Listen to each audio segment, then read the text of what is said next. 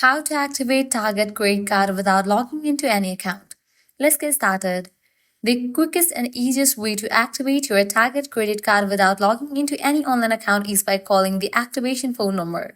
This number is usually printed on a sticker attached to your new card or included in the welcome packet.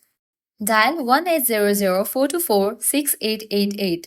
After you dial the activation number, you will be guided to an automated system. Follow the prompts carefully. You will be asked to provide key information from your card for verification, so make sure you have your card ready.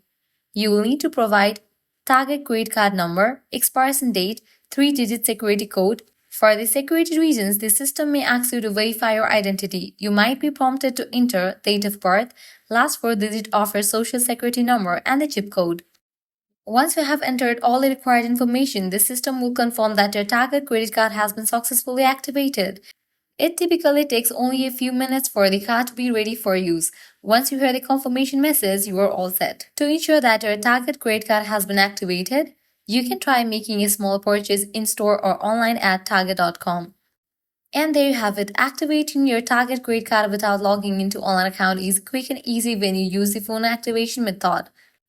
If this guide was helpful, don't forget to like, share, and subscribe to our channel. Thanks for watching.